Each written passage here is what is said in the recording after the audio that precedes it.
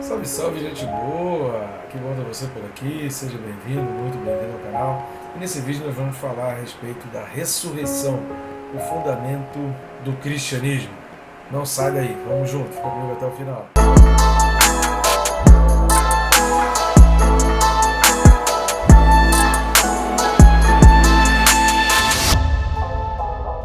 Só não deixe de se inscrever no canal, né? Tá assistindo o vídeo e não está inscrito, não perca tempo, clica aí, é bem rápido e fácil.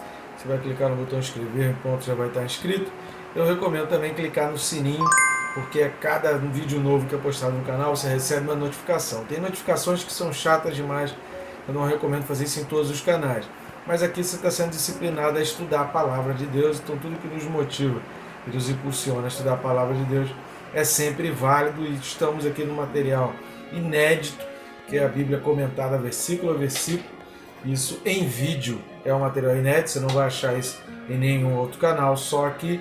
Então vale a pena marcar aí no sininho e você estudar a palavra. Afinal de contas, a Bíblia diz que o homem peca por desconhecer as Escrituras, né? O homem peca por falta de conhecimento.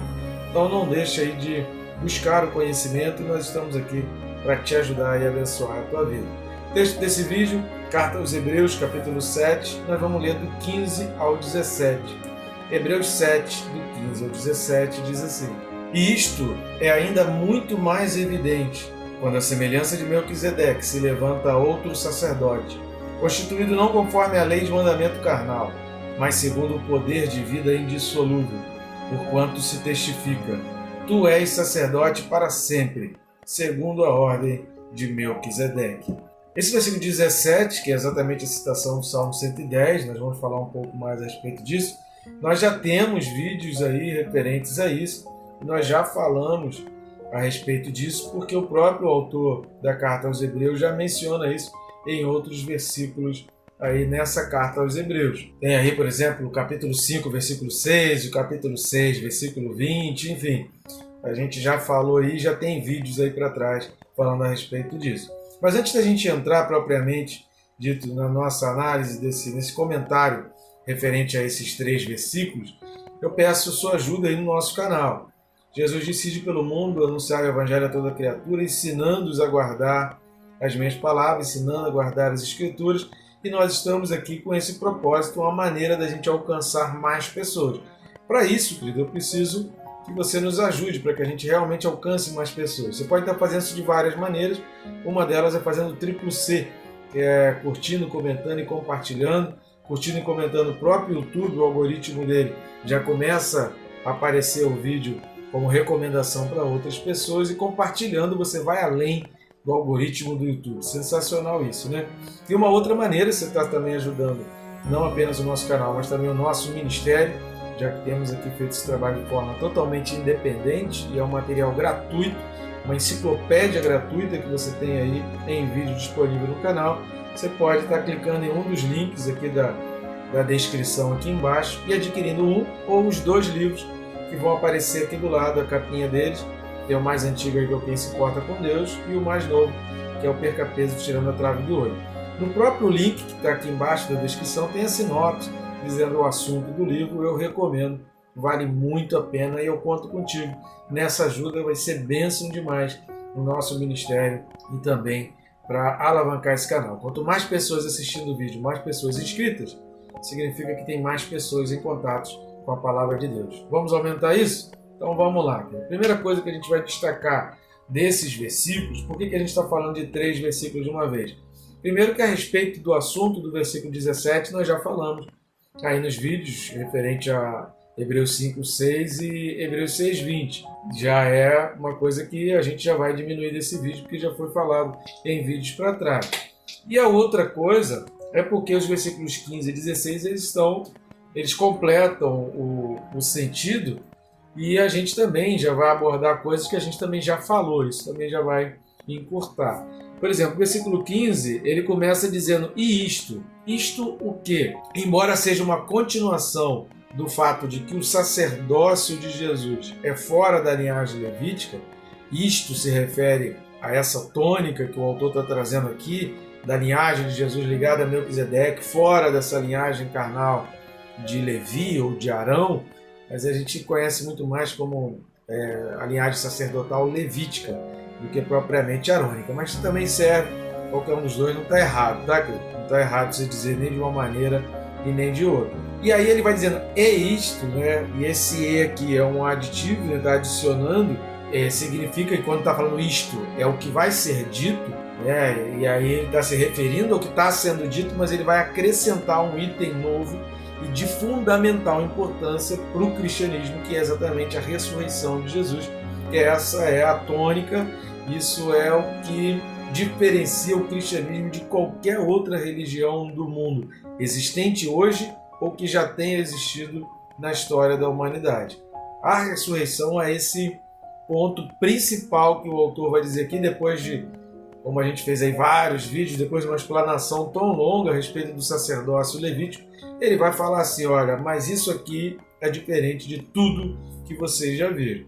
A segunda coisa fala a semelhança de Melquisedeque. Isso vai lembrar exatamente o que está citado aí no capítulo 17, que é a referência ao Salmo 110, versículo 4. O Salmo 110, versículo 4 é que fala isso segundo a ordem, para sempre, sacerdote para sempre, segundo a ordem de Melquisedeque. E aí entra aquela questão que a gente já falou também em vídeo anterior, mas que vale a pena a gente pensar nisso de novo.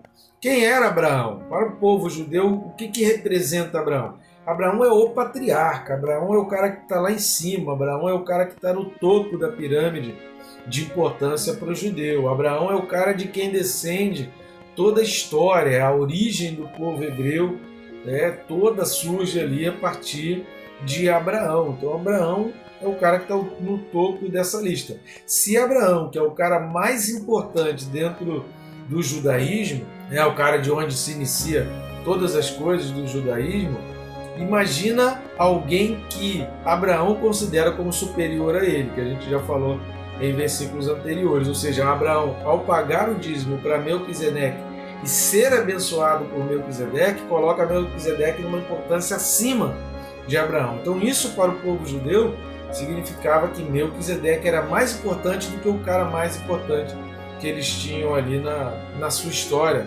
dentro da sua linhagem. Se Melquisedeque, que é o cara a quem Abraão considerou como superior, Abraão pagou o dízimo e foi abençoado, o autor hebreu está puxando essa linha, puxando esse pensamento, puxando essa conclusão a que se chega diante do fato da história de Abraão ter sido abençoado por Melquisedeque, dizendo muito mais importante então ainda é Jesus. Jesus ele vem da linhagem de Melquisedeque e ele então é muito mais importante para o judeu do que o próprio Abraão e inclusive do que o próprio Melquisedeque. Terceira coisa que a gente vai ver aqui é quando fala constituído. Repare que isso é muito interessante. Constituído não conforme a lei de mandamento carnal, mas segundo o poder da vida indissolúvel. Aqui está a grande importância de Jesus, o grande diferencial, o ponto que diferencia o cristianismo de qualquer religião existente hoje ou já existente no passado, que é a ressurreição, o fato de Jesus Cristo estar vivo.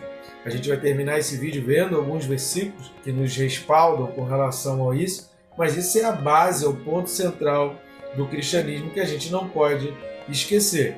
E aí aqui o autor está exatamente fazendo a diferenciação, ou seja, ele está traçando um paralelo entre, um paralelo não, um paradoxo entre o mandamento da lei carnal e o poder da vida indissolúvel.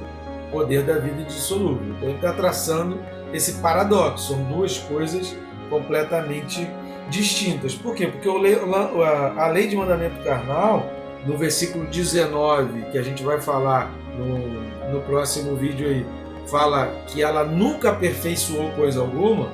Versículo 19 a gente vai comentar a respeito desse aperfeiçoamento em função da lei, mas vai dizer que ela nunca aperfeiçoou coisa alguma. A lei não conseguia trazer esse poder de aperfeiçoar, mas a ressurreição de Jesus, sim, ela pode aperfeiçoar. Por isso, a lei do mandamento carnal é assim tratada pelo autor, porque era um processo falho. A gente viu aqui no vídeo passado, en passant, a questão da história, a própria história do povo judeu é uma história que carrega o sacerdócio levítico de muito pecado, de muito afastamento, de muita falha, de muito defeito, ao ponto de ser, como diz lá Ezequiel, do 44 ao 48, ser exortado por Deus, e Deus fica muito irado com as atitudes, com a vida que os levitas, digamos assim, né, a linhagem levita estava vivendo. E eles também não eram perfeitos, como o autor vai dizer nos versículos seguintes, principalmente a partir do versículo 20, também não era perfeito. Por quê? Porque morria. Era passado de geração para geração, mas era passado por causa da morte. Havia um corte aí que era exatamente a morte. Quando ele está falando desse outro polo, que é o poder da vida indissolúvel, ele está falando da vida, ele está falando da ressurreição, ele está falando que no sacerdócio de Jesus, assim como de Melquisedeque, sacerdote para sempre, não há corte, não há interrupção, não há finalização, não há um encerramento. Vamos ler Romanos capítulo 6, versículos 9 e 10. Romanos 6, versículos 9 e 10. Sabedores de que, havendo Cristo ressuscitado dentre os mortos, já não morre, a morte já não tem domínio sobre ele. Pois, quanto a ter morrido de uma vez para sempre, morreu para o pecado, mas quanto ao viver, vive para Deus. Então, o versículo 8 vai falar: se nós já morremos com Cristo, com ele também viveremos. Por quê? Porque ele vive. E é por isso que a gente pode acreditar, como diz aquela antiga canção, é porque ele vive que eu posso acreditar no amanhã. Esse é o nosso firme fundamento. É nisso que a nossa fé se baseia. É por isso que eu acredito que a minha vida vai acontecer um milagre. É por isso que eu acredito que Deus vai mudar a minha vida. É por isso que eu acredito que Deus vai mudar a minha sorte. É por isso que eu acredito que Deus vai operar grandemente em mim e através de mim. Porque ele vive. Porque eu não estou lidando com um Deus morto, não estou lidando com um Deus de pedra, não faço parte de uma religião que eu posso visitar o túmulo e encontrar lá o corpo embalsamado, né, do jeito que for, encontrar o corpo lá, e que eu não posso conversar porque ele morreu, um Deus que não tem contato. Não é isso, o cristianismo não é isso. O cristianismo é um Deus de relacionamento, é um Deus que interage, é um Deus que não trabalha somente por, mas trabalha com, é um Deus que trabalha comigo, é um Deus que trabalha por mim, é um Deus que opera na minha vida, mas é um Deus que quer me incluir dentro de um plano e um propósito que vale mais do que a minha própria vida. Essa é a base da nossa fé, é nisso que o cristão ele realmente acredita. E é porque Jesus ressuscitou que eu posso acreditar que um dia eu também vou ressuscitar, e a morte para mim não vai ser o fim, vai ser apenas uma passagem para uma vida que é desconhecida. Tudo aquilo que é desconhecido gera receio, a gente fica meio sem saber como, mas uma coisa eu tenho certeza, e todo cristão precisa ter certeza: a morte não é o fim, a morte é apenas uma passagem para uma próxima vida. Então aqui reside o que há de mais sublime, de real, de magnífico. Jesus vive e vive eternamente. Para finalizar, vamos finalizar com 3 textos bíblicos. Você pode procurar muito mais, ou então, se você tem uma Bíblia de estudos ou uma Bíblia que tenha referências, você vai ver que a cada versículo desse vai ter lá outros versículos que você vai poder consultar para entender também sobre esse assunto. Eu vou trazer só 3 versículos para a gente não se alongar muito aqui nesse vídeo, mas que vai servir como uma base para você entender muito bem que Jesus vive eternamente. O primeiro texto é Lucas capítulo 24, versículos 5 e 6. Evangelho de Lucas 24, versículos 5 e 6. Estando elas possuídas de temor, baixando os olhos para o chão, eles lhes falaram: por que buscais entre os mortos ao que vive? Ele não está aqui, mas ressuscitou. Lembrai-vos de como vos preveniu, estando ainda na Galiléia. Então aqui foi o exemplo das mulheres que foram ao túmulo e não encontraram o corpo porque estão procurando entre os vivos. O nosso rei, o nosso fundamento da nossa fé não está entre os vivos, não está entre os mortos. Não vai ser achado e nem contado entre os mortos, porque ele vive, ele ressuscitou, vive e viverá eternamente. Outro texto, Apocalipse capítulo 1, versículo 18. Nós temos inclusive um vídeo já a respeito desse versículo. Apocalipse 1, versículo 18. E aquele que vive, estive morto, mas eis que estou vivo pelos séculos dos séculos, e tenho as chaves da morte e do inferno. Ele tem o poder, então todo o poder está na mão dele. E um outro texto muito importante, porque aí já entra uma parte histórica também, não é só uma questão de promessas ou uma profecia bíblica, mas entra uma parte histórica, uma importância muito grande histórica, que é 1 Coríntios 15, do 6 ao 8. Primeira carta de Paulo aos Coríntios 15, do 6 ao 8. Depois foi visto por mais de 500 irmãos de uma só vez, dos quais a maioria sobrevive até agora, porém alguns já dormem.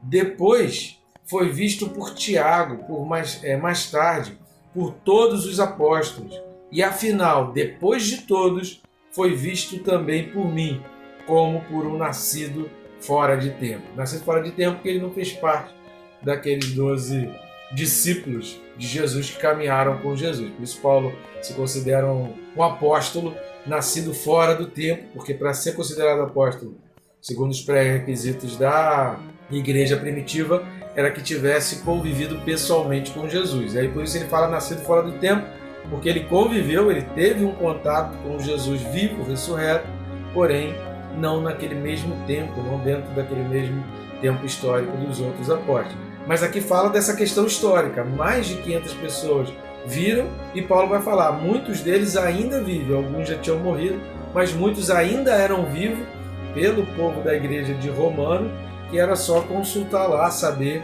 e perguntar, porque eles poderiam confirmar que Jesus ressuscitou, apareceu depois de ser dado como morto, subiu aos céus, porque todos eles viram e contemplaram. Então, historicamente, não há dúvidas de que Jesus ressuscitou e de que Jesus ainda vive. Glória a Deus, querido. Esse é o principal motivo e esse é o nosso principal fundamento da fé cristã. Que Deus te abençoe, rica e abundantemente.